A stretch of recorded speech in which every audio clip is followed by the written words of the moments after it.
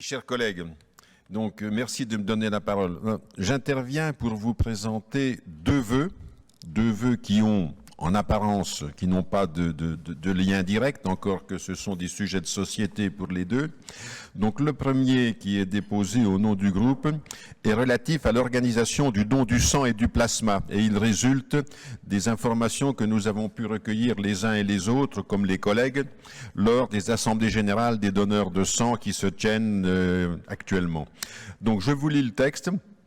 La collecte du sang se fait en France par l'implication au quotidien des associations de donneurs de sang bénévoles,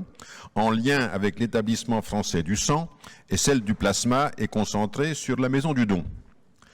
Indispensables aux soins, ces collectes sont effectuées dans un cadre totalement éthique,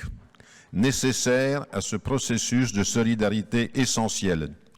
Alors que l'insuffisance des moyens de l'établissement français du sang, de même que les longs déplacements imposés aux donneurs de plasma hors de l'agglomération métropolitaine, sont à déplorer,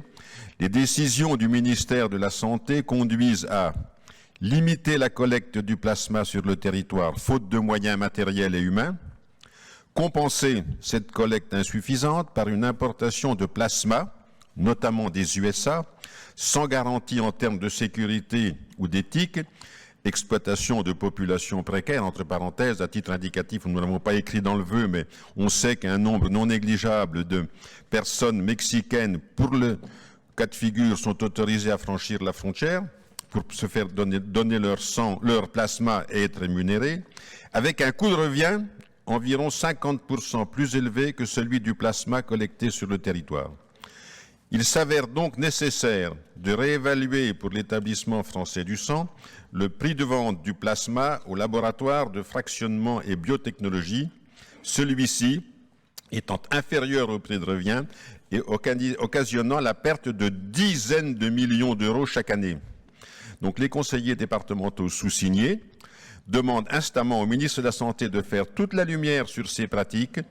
et de prendre les mesures permettant à l'établissement français du sang d'organiser la collecte d'une quantité suffisante de plasma tout en respectant l'éthique indispensable à toute pratique ayant trait à la santé. Ça, c'était le premier vœu.